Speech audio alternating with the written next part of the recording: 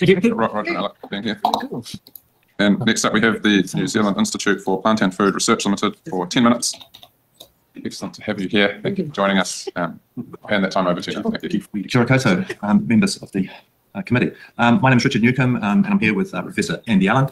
Andy Allen, also for Plant and Food Research, is also a professor at University of Auckland and a member of the Technical Advisory Group as well for MB on this. I myself am the Chief Scientist for Plant and Food. And have a long memory and was also a witness at the Royal Commission. I was a lot younger then. Yeah, had things like hair and everything. Thank you for inviting us to speak today. We're excited to see this bill come to the committee, as we believe it could create a wealth of opportunities for Aotearoa New Zealand if well implemented. Firstly, we think it's worth reinforcing why we need to change the way we use gene technologies in our research. The world has come through, it's got some really big issues to deal with. Global population is increasing. We're going to have another billion people on the planet by 2050 that will need to be fed. That's only 25 years to start growing crops to produce more on less land while meeting goals around protecting the natural environment with added pressures from pests and diseases, and not to mention climate change. Our food production sectors need to be more resilient, more productive, and they need to do it quickly. Conventional breeding alone isn't fast enough. It takes more than 20 years to breed a new crop plant, and by then it will simply be too late. We need new tools to be able to tackle these big challenges, particularly in a country like New Zealand that relies on primary production for income. Gene editing is a powerful tool when yielded appropriately. We've seen through history that massive gains can be made through plant breeding. For example, Norman Borlaug got the Nobel Peace Prize for breeding dwarf varieties of wheat, maize, and rice that dramatically improved food security around the world. It took him 20 years to perfect this. If he'd known how to edit the gene for dwarfing, he could have done it in half the time. The media have done a pretty good job at accurately representing the benefits and concerns around the technology as we've headed into this process. However, inevitably there's been some misinformation. We want to take some time to address some of this with science. Gene editing is not straightforward. It's not a case of spraying a field and walking away. It's not something that can be done in the garage. It's a highly technical process that involves taking a single cell from a plant, in this case, gene editing, which only works some of the time, and throwing it and then growing it back into a full plant. There's many technical steps. Our team has some of the best plant geneticists in the world and more than a century of combined experience. It took 3 years to successfully produce a viable gene-edited plant. They have specialised equipment in labs where they work on the characteristics to look at what those the genes involved in those characteristics. Yes, it may get easier and faster with time. There's also concern that once regulations change, gene editing will be everywhere. That's simply not true. Gene-edited crops are unlikely to be in commercial production for at least 5 years. Gene editing allows us to shorten the time to create a new variety, but it will need to go through all the necessary assessments needed to ensure it's commercially viable. In our case, we're most likely to take something that's already in a breeding program with great qualities, apart from, say, 1 or 2, say it doesn't store well, and we'll fix that with gene editing, and then put this new variety into commercial assessment trials. That will take 5 to 8 years. It's still something that needs to be done outside in an orchard at scale. Alternatively, there are organisations overseas who have already developed gene-edited crops. If they did decide to bring this to New Zealand, which in itself is not likely, those plants will take 2 years to go through quarantine and also a few years to assess and propagate to commercial numbers. Changing the regulations doesn't mean gene editing becomes the norm overnight, but the ability to take plants outside the lab for assessment is the first step in making able a full understanding of the benefits the technology can deliver for New Zealand. There's also a concern that using gene technologies will damage our clean green image. Our consumer research team has been undertaking research in our key markets, talking about new technologies, engaging how overseas consumers feel about gene editing. Their findings are going through peer review, but what I can tell you is that we've found no evidence that producing gene-edited products in New Zealand would have negative connotations overseas. We've talked to consumers in the UK, China, Japan and Vietnam, and perceptions of New Zealand clean green image do not change if they are asked about a gene-edited apple versus a conventionally bred apple. Many consumers overseas in fact see gene editing as an improvement over current production methods and generally safe, but that does vary between different jurisdictions. The research also shows that consumers in New Zealand are perhaps the most cautious of gene technologies, aside from perhaps Japan.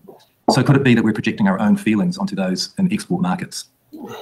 Just going through a Japanese example, they're already producing and selling a gene-edited tomato. It is gene-edited to produce more of the health-promoting compound GABA, which is good for your heart. Sanitec first sold plants to home gardeners, and now these tomatoes are being sold in Japanese supermarkets. The question seems to arise fairly frequently on whether gene technology is safe. Let's think about that, what's currently available to consumers, and that's genetically modified products. So if we compare the Japanese gene-edited GABA tomato, which is 4 direct DNA changes, to that of Kumato. Kumato is a conventionally bred tomato. It's a wide cross between a wild and a commercial tomato. It's sold at a premium in farrow at twice the price of an everyday tomato. We don't know all the ways the DNA differs between the regular tomato, but because of how it's produced, it's considered safe. So many modern-day potato varieties were produced using mutagenesis. That's bombarding a cell with radiation or chemicals to induce gene mutations. This technique is unregulated but creates potentially thousands of changes at DNA level. And did you know the differences between the peach and the nectarine is just a single nucleotide change in a particular gene that makes the skin go from fuzzy to smooth? This happens spontaneously in nature, but if we did the same thing in a lab, it would be highly regulated under current legislation. Well, that took exactly the same time at the DNA level to our naturally mutated nectarine. Whilst the legislation on the table makes clear differences between genetic modification and new gene editing, genetic modification is the best historical comparison we have.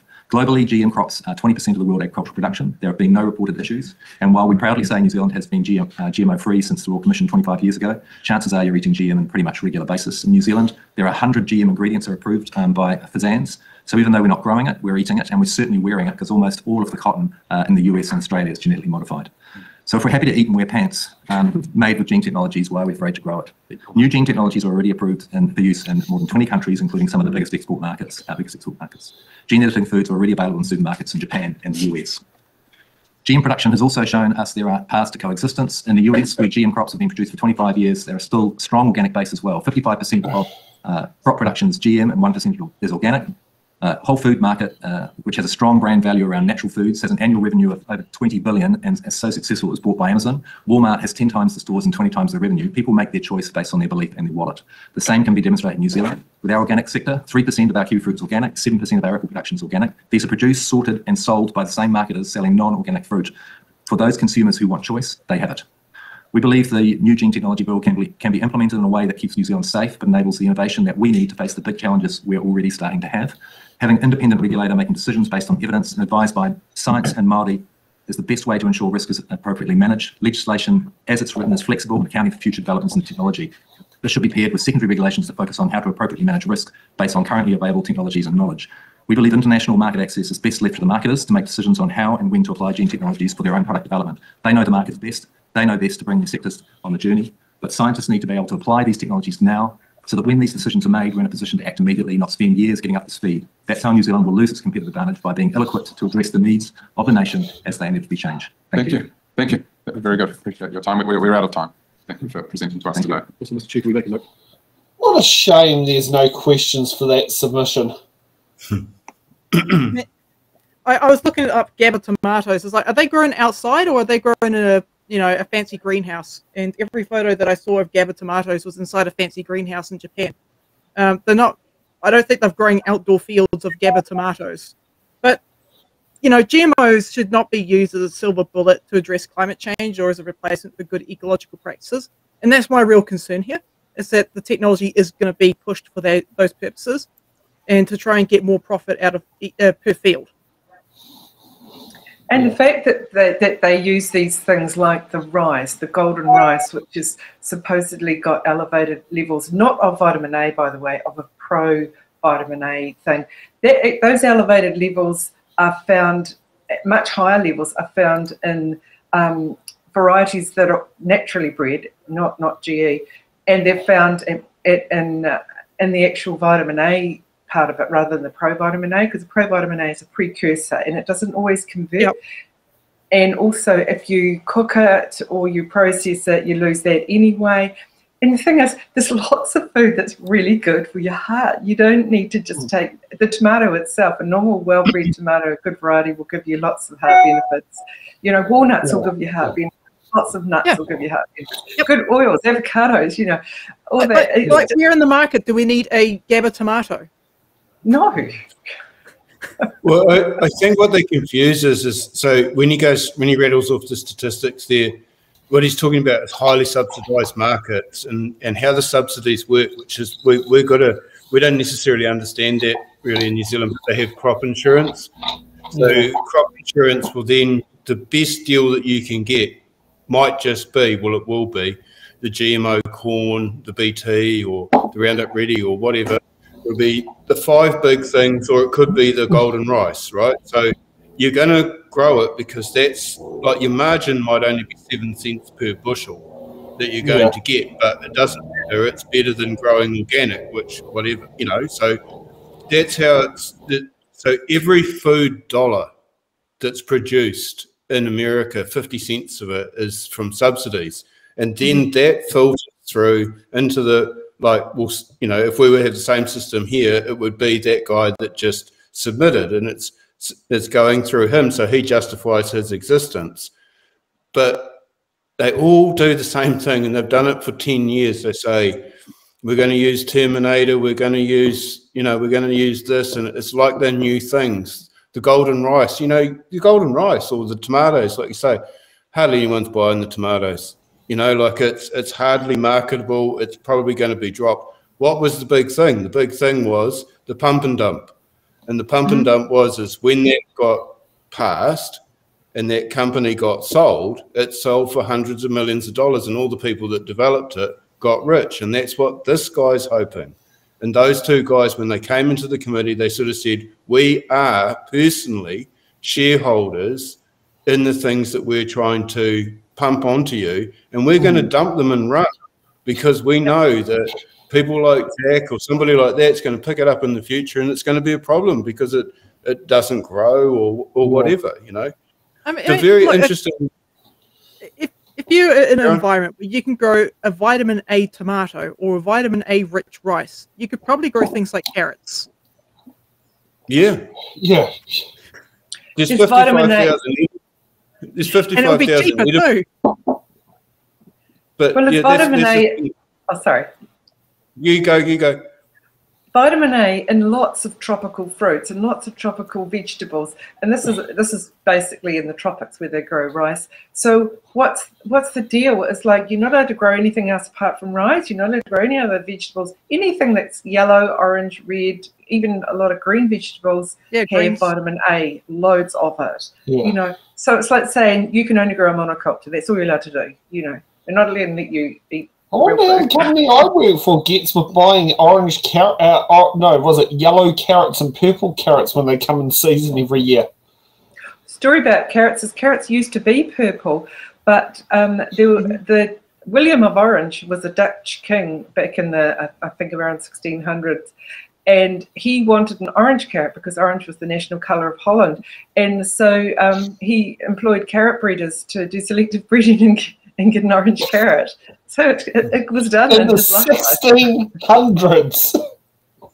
I think one thing that guy said, which I thought was interesting, that would sort of been quite crushing to his submission. He said that it takes exactly the same time to gene edit something as what it does to naturally breed it. Yeah. He sort of completely just shot it out. And shot himself in the foot with that one.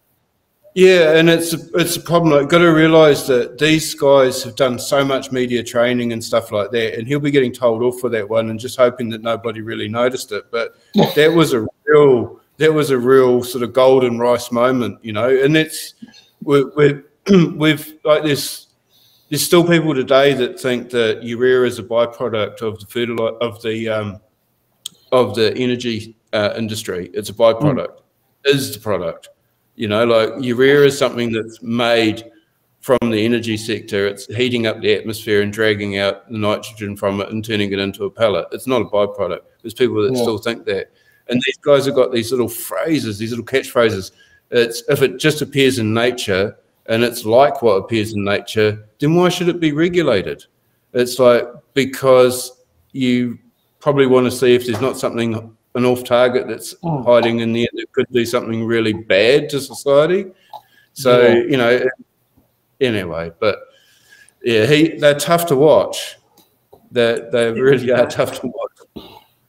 Just picking up on that, in the USDA, it's called APHIS, it's the Animal and Plant Health Inspection Service. And they have said, you know, because all these people are going, oh, SDN1 and SDN2, they're fine. They're just exactly the same as conventionally bred plants.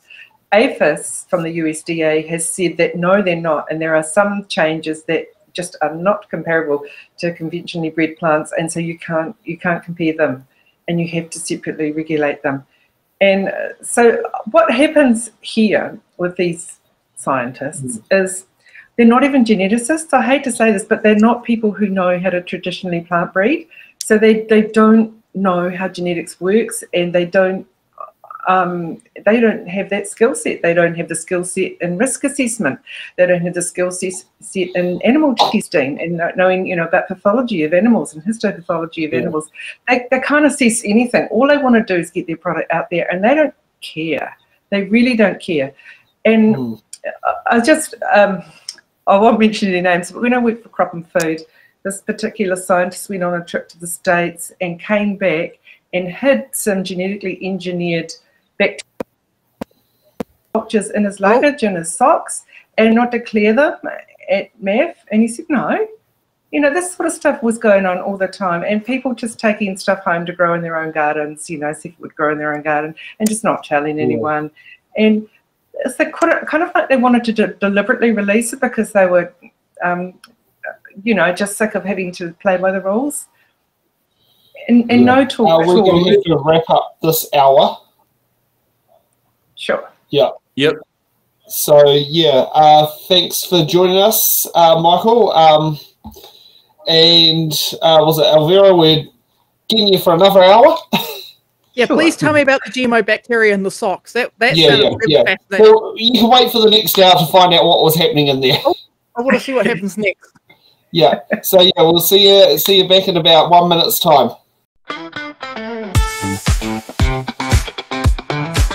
Thanks for watching. Make sure you're subscribed to our Facebook, YouTube, Twitch, Instagram, TikTok, News Guide, The Order, Paper Podcast. YouTube, Twitch, Instagram.